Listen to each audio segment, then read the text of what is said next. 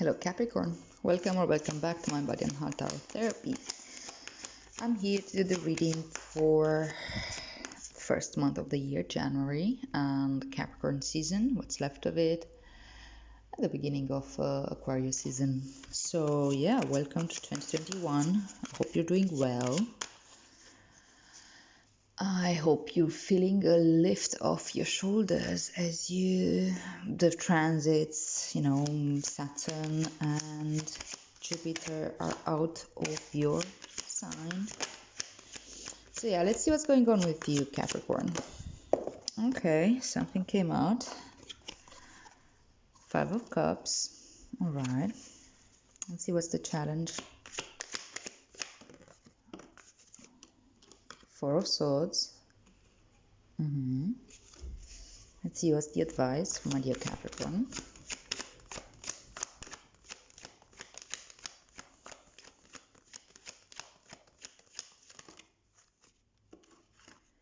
Three of Swords, Page of Wands. And what's the future energy? What's this about? What's this for, actually? King of Wands. All right. And bottom of the deck, the Star. So the Star is the underlying energy, and it's also the theme of your reading. It's your process of this month. Okay, so this is a general reading for Capricorn, Sun, Moon, and Rising signs. It's for around a month from when you're actually seeing this, but applying mainly in, say, mid-January to mid-February. Okay, let's clarify these cards. Yeah, and of course, this is a general reading. If it resonates, it resonates, and if it doesn't, it just doesn't. 10 of Cups, to clarify the 5 of Cups as your current energy.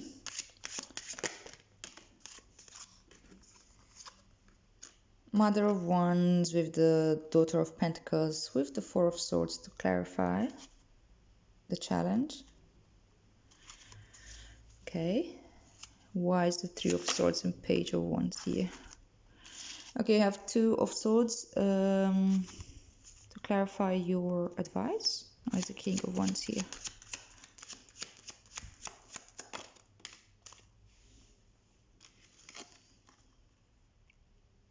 Father of Swords, yet another king. Okay. And bottom of the deck, the Son of Wands, along with the Star as the theme of your reading. All right, so let's go through this process. What are you processing this month? You're going, Capricorn, through a healing journey. You have some time to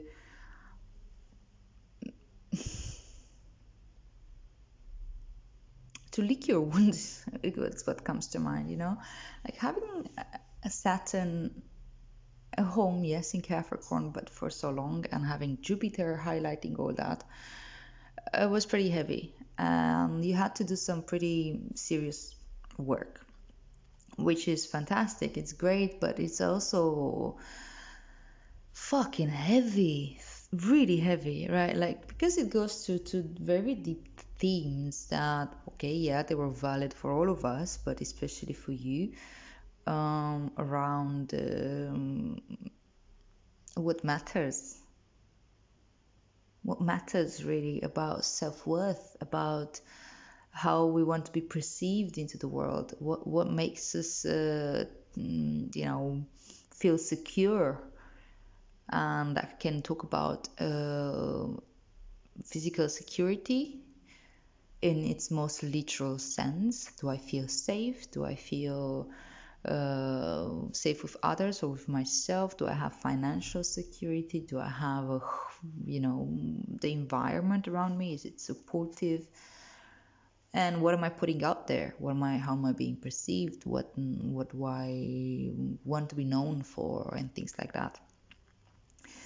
And with the Star here, I think that it's now time to bring just simple healing at this point. Like, okay, you've been working hard, you've been processing, you've been having all these like difficult themes. Now it's time to rest. It's time to rest and allow the process to take its own course without you having to do anything about it at this point in time. Not pushing anymore, not asking any more questions, not expecting to find the answers right now, but simply being with your emotions, being present with your expansion, allowing it to happen naturally. The Son of Wands talks about expansion at your level of purpose, level of spirituality, level of passion, what makes you tick, what makes you really feel alive and wanting to put yourself out there. But this happens as you allow the healing to take place. The star comes right after the tower, after the tower fell apart and all the things that weren't serving us anymore had been more or less forcibly, I don't know if I could say destroyed, but ripped apart. And that can be perceived as a full sensation or feeling of like losing something or things falling apart. But hey, that tower was not really working anymore. Maybe it did. The defense mechanisms that we build, the towers that we build around ourselves to protect ourselves work for a while, and they're there for a reason, but they don't need to be there forever. Right, so as you allow yourself to be just to rest in the stillness, in the healing process, allowing it to take place as it's from a deeper wisdom than just your ego mind or your mind in general. Allow yourself to be guided, allow yourself to be vulnerable, and the expansion grows on its own. You will feel what is it that this process had brought to you.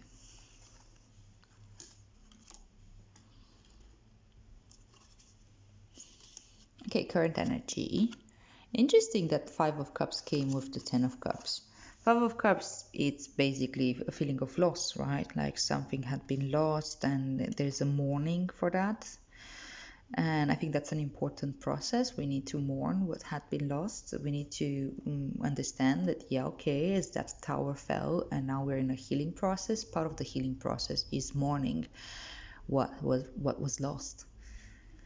And we don't really like doing that. We don't like feeling these difficult emotions, and we usually try to skip mourning by keeping ourselves busy with different things, but this is a 5 and a 10, and it's very interesting because this is like right halfway through, 10 being the wish fulfillment, getting there, getting what you emotional fulfillment, emotional, I don't know if I can call it bliss, but feeling really at home with yourself, feeling content, feeling joy. But 5 is part of the process, yeah, and it oftentimes when after like the shock of whatever that tower felt like, whether it means like ideas that fall apart or a certain lifestyle or a job or a relationship that again wasn't really serving you anymore, or simply your worldview could have changed drastically as you finally finished this cycle, right, of the Saturn and Jupiter. And yeah, 2020 was a heavy year, and we're now entering another very interesting energy and year. It is a good time to allow yourself to feel this sadness without having to fear that you're gonna get stuck in there. There's 2 cups left here, and it's obviously leading you to what is it that's important to you at a deeper level. You will end up understanding that what was spilled here, it's just, you know, it's just not what you needed right now. And sometimes we want things, but we need different things, and we learn that through experience. And we can be surprised sometimes how well certain events in our lives that we perceive as rather negative in the beginning, how well they can serve us into getting what we really need. So I think, this reflection is quite important to you, for you right now, for your process. It's really good to let it happen, and don't try to keep yourself busy, or to change your mood, or to shift your awareness to fake positivity or things like this. Be with what is in front of you.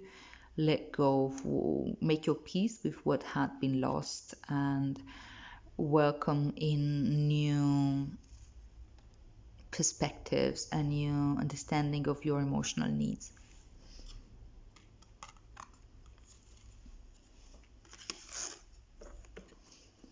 Okay, challenge. Yeah, it is challenging to stay with this energy, right? It's challenging to be at peace with feeling uncomfortable, with loss, with mourning. You also set to on doing mode rather than being, and you feel like maybe after all this hard work and all this heavy process that you've been carrying for quite a while now, you may want to start putting it into action, make the change happen, so on, so on, so on. Four of Swords says like, hey, relax, take a break, let your mind rest, allow the new ideas to settle, and create a new like mental foundation and ideology, right? And it's difficult to do so when you're in the midst of your emotions, of course. As I said, we tend to struggle against our emotions. We tend to want to change them. We want to you want things now, and you want that happiness now, not later, and fulfillment and joy. But yeah, this is challenging. It's challenging to sit still. It's challenging to be with it. It's challenging to nurse yourself um, in this moment. The mother of wands, she's like a spiritual nurse. She is the mother of beliefs. She is the one that can hold space for a belief system um, to be created.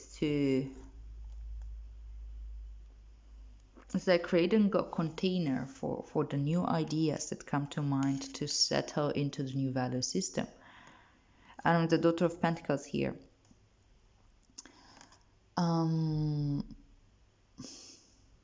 Yeah, maybe find it difficult also to stay present in your body right now and understand the signals that you're getting from your body.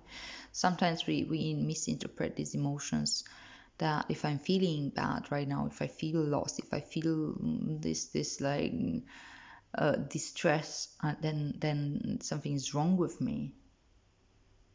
I feel bad, therefore I am bad, or something's wrong with my reality. Not necessarily. Our bodies send us signals, but those signals sometimes the mind can interpret it in the wrongest ways. So the advice is to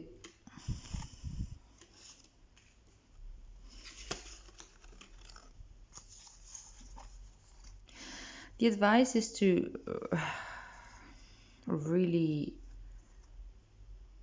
allow yourself to process your lower emotions without jumping to these conclusions that something is wrong with me, that I need to do something, that something is needs to be changed in my reality. Otherwise, like not accepting things for what they are. Make your peace, allow the resolution to happen, allow yourself to process also your thoughts. What's your conclusion based on, I don't know, your loss, your the heaviness, the healing process that you find yourself in. The Two of Swords also talks about like their emotions in the background that you're not really willing to look at right now.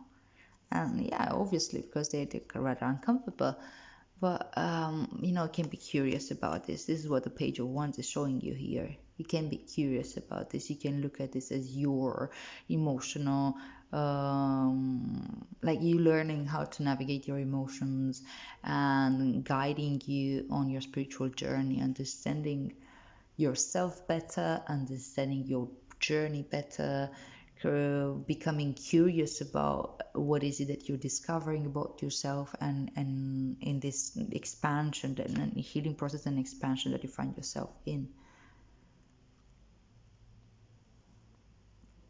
Take your time. You need to sit with it. You need to rest. You need to get out of doing mode and allow this to happen. Allow this kind of alchemy to happen internally. 3 talks about resolution. This particular Two of Swords talks to me about what's happening behind the scenes right now. Be curious about that rather than afraid. And yeah, you see fear there. Be present with that fear. Be curious of why is that fear there. What is it informing you of?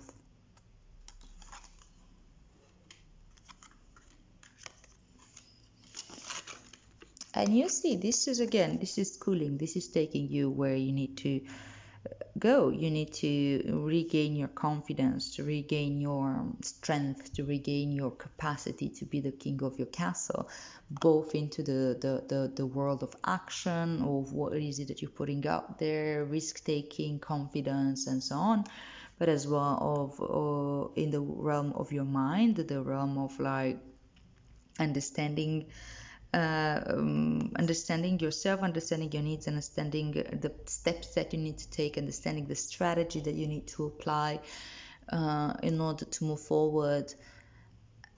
But in order to get this, can't be forced. In order to get to this is what this is about: regaining your confidence and regaining your wits, understanding deeply what your next steps are and how to act based on that. But this is a natural process. Allow the healing to take place, allow the expansion to happen naturally. Don't push it. Be curious. Open yourself up to everything that you feel right now. Sit with it, take your time with it, allow the healing to take place.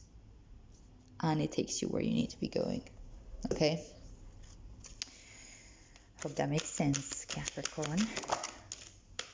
Let's see. A new gown. Well, look at that. That's it. That's what's going on right now. You are letting go of something that just simply who you thought yourself to be is not who you are anymore, and you need to let go of that version of yourself. I'm gonna read this for you right now. It's number 18. A new gown. So this is from the Rumi Oracle. I'm gonna read the Rumi poem first, which is a long one, and after that we're gonna go through the interpretation of the card. So the poem says, weary and consumed by longing, I was caressed by my beloved last night. My wounded soul was set free when I tasted the sweetness of love. My spirit was lifted at once, and I surrendered my life while overflowing with joy, and my vision was filled with light. Love said, don't feel so hopeless, my weary and gloomy one, for my generosity is beyond forgetting those devoted to me. See how boundless divine justice can be. Behold my immeasurable kindness. Love embraced my spirit, and all my doubts vanished at once. A new and glorious robe of honor was placed on my shoulders. Love offered me the power of new vision and the transforming touch of divine generosity, and placed the chalice of eternal wine in my hand. Rumi. Okay, let's unpack this. So, oh, beloved, if you could only see the incredible gift, the symbolic robe being offered to you now, your fears would quake and tremble, disappearing more quickly than you could imagine. Your heart would take wings and become so light your entire being would lift clean off the ground and soar like an angel bird among the playground of the Divine Mother's skies. Yet like a young one, so much younger than your years and wisdom warrant, you may hold on to your tattered robes as though they were a security blanket. Though you know it is time to let it go, you may take pause and have a moment of doubt. You may wonder if the new robes will descend swiftly enough, or that without what you have known to cling onto, you will be left stark naked, exposed, and vulnerable. These thoughts are not worthy of your status, but perhaps you are yet to realize you are of the most sublime royal lineage, that you are worthy of a cloak of galaxies, a crown of stars, a body of sacred earth, and a voice of stirring music. This oracle comes to you for sacred portent. You are fast approaching a moment of a great leap, an evolutionary shift on your spiritual path. Your sense of yourself and your divine identity is about to be revealed and realized in a way more potent than ever before. This is wonderful. This is a divine happening. You must allow it. Do not confuse humility with humiliation. Do not humble yourself excessively. You do not have to battle with false pride either. Simply honor yourself as a living being, worthy of life, worthy of this royal path of divine realization. What a gift it is to cast aside belief in inferiority or superiority, unhelpful as those notions are for you now. What a gift instead to embrace your own path, irrespective of what any other may think, whether they hold it in glory or derision. Who cares? Not you nor I.